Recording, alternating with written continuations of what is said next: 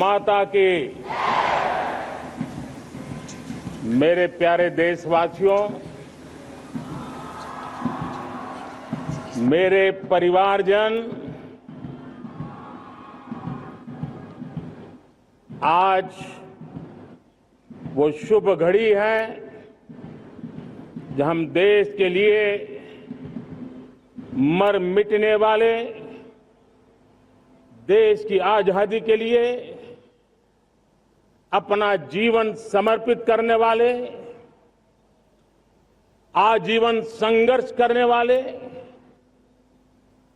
फांसी के तख्त पर चढ़कर के भारत मां की जय के नारे लगाने वाले अनगिनत आजादी के दीवानों को नमन करने का ये पर्व है, उनका पुण्य स्मरण करने का पर्व है।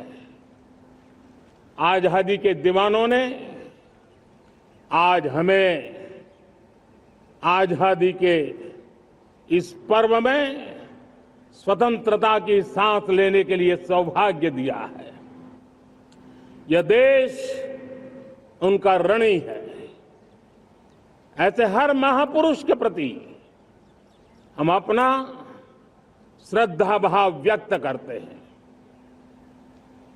मेरे प्यारे देशवासियों, आज जो महानुभाव राष्ट्र रक्षा के लिए और राष्ट्र निर्माण के लिए पूरी लगन से, पूरी प्रतिबद्धता के साथ देश की रक्षा भी कर रहे हैं, देश को नई ऊंचाई पर ले जाने का प्रयास भी कर रहे हैं। चाहे वो हमारा किसान हो, हमारा जवान हो, हमारे नौजवानों का हौसला हो, हमारी माताओं बहनों का योगदान हो, दलित हो, पीड़ित हो, शोषित हो, वंचित हो, अभावों के बीच भी स्वतंत्रता के प्रति उसकी निष्ठा, लोकतंत्र के प्रति उसकी श्रद्धा, ये पूरे विश्व के लिए एक प्रेरक घटना है। मैं आज ऐसे सभी को आदरपूर्वक नमन करता हूं। प्यारे देशवासियों, इस वर्ष और पिछले कुछ वर्षों से प्राकृतिक आपदा के कारण हम सबकी चिंता बढ़ती चली जा रही है। प्राकृतिक आपदा में अनेक लोगों ने अपने परिवारजन खोए हैं, संपत्ति खोई है, राष्ट्र ने भी पारावार नुकसान भोगा है। मैं आज उन सब के प्रति अपनी संवेदना व्यक्त करता हूं और मैं उन्हें विश्वास दिलाता हूं कि यह देश इस संकट की घड़ी में उन सब के साथ खड़ा है। मेरे प्यारे देशवासियों, हम जरा आजादी के पहले के वो दिन याद करें। सैकड़ों साल की गुलामी, हर कालखंड संघर्ष का रहा। युवा हो, बुजुर्ग हो, किसान हो, महिला हो, आदिवासी हो,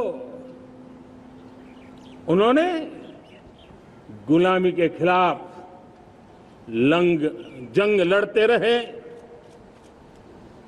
अविरत जंग लड़ते रहे। इतिहास गवाह है कि 1857 के स्वतंत्रता संग्राम जिसको हम याद करते हैं, उसके पूर्व भी हमारे देश के कई आदिवासी क्षेत्र थे जहां आजादी का जंग लड़ा जाता था। साथियों, गुलामी का इतना लंबा कालखंड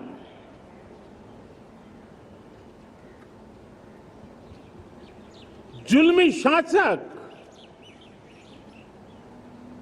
अपरंपार यातनाएं सामान्य से सामान्य मानवीयों का विश्वास तोड़ने की हर तरकीब है। उसके बावजूद भी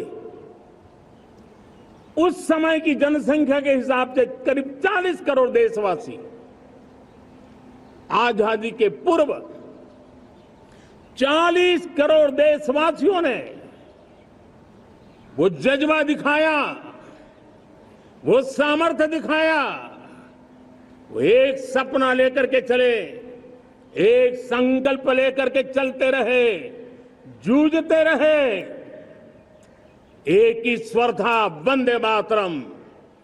एक ही सपना था, भारत की आजादी का। 40 करोड़ देशवासियों ने, और हमें गर्व है कि हमारी रगों में उन्हीं का खून है। वो हमारे पूर्वज थे। सिर्फ 40 करोड़ लोगों ने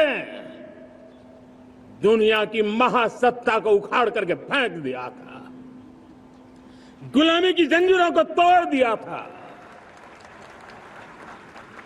अगर हमारे पूर्वज, जिनका खून हमारी रगों में है, आज हम तो 140 करोड़ है।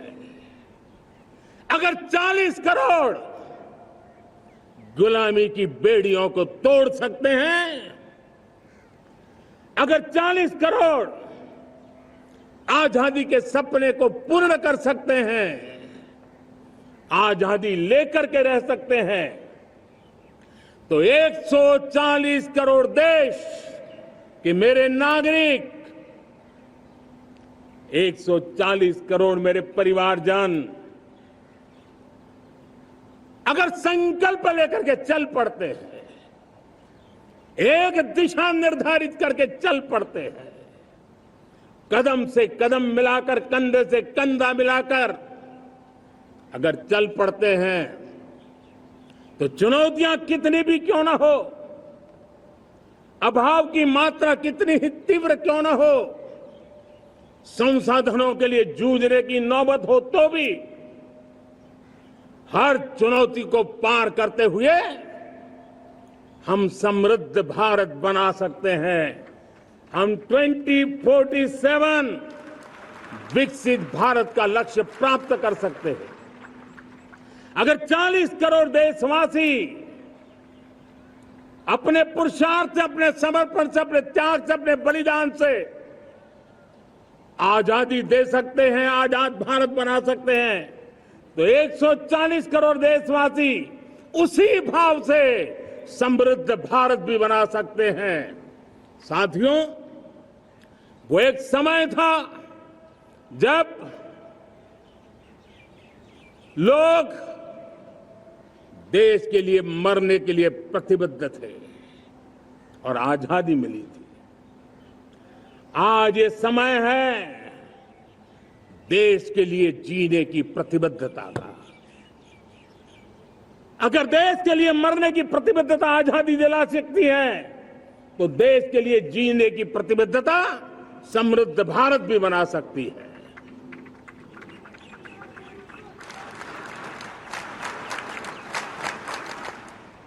साथियों, विकसित भारत 2047 ये सिर्फ भाषण के शब्द नहीं है। इसके पीछे कठोर परिश्रम चल रहा है। देश के कोटि कोटि जनों के सुझाव लिए जा रहे हैं और हमने देशवासियों से सुझाव मांगे। और मुझे प्रसन्नता है कि मेरे देश के करोड़ों नागरिकों ने विकसित भारत 2047 के लिए अनगिनत सुझाव दिए हैं। हर देशवासी का सपना उसमें प्रतिबिंबित हो रहा है। हर देशवासी का संकल्प उसमें झलकता है।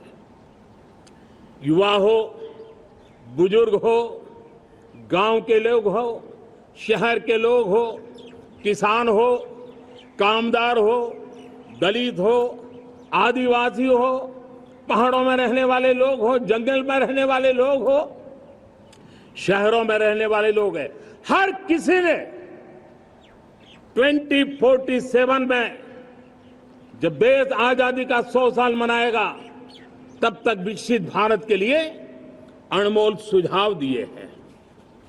और मैं जब इन सुझावों को देखता था मेरा मन प्रसन्न हो रहा था। उन्होंने क्या लिखा? कुछ लोगों ने कहा कि दुनिया का स्किल कैपिटल बनाने का सुझाव हमारे सामने रखा।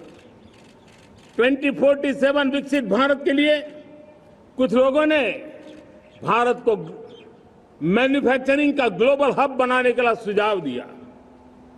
कुछ लोगों ने भारत की हमारी यूनिवर्सिटीज ग्लोबल बने इसके लिए सुझाव दिया। कुछ लोगों ने यह भी कहा कि क्या आजादी के इतने सालों के बाद हमारा मीडिया ग्लोबल नहीं होना चाहिए। कुछ लोगों ने यह भी कहा कि हमारा स्किल्ड युवा विश्व की पहली पसंद बनना चाहिए। कुछ लोगों ने सुझाव दिया भारत को जल्द से जल्द जीवन के हर क्षेत्र में आत्मनिर्भर बनना चाहिए। कई लोगों ने सुझाव दिया कि हमारे किसान जो मोटा अनाज पैदा करते हैं, जिसको हम श्री अन्न कहते हैं, उस सुपर फूड को दुनिया के हर डाइनिंग टेबल पर पहुंचाना है। हमें विश्व के पोषण को भी बल देना है और भारत के छोटे किसानों को भी मजबूती देनी है। कई लोगों ने सुझाव दिया कि देश में स्थानीय स्वराज की संस्थाओं से लेकर के अनेक इकाइयां हैं, उन सब में गवर्नेंस के रिफॉर्म की बहुत जरूरत है।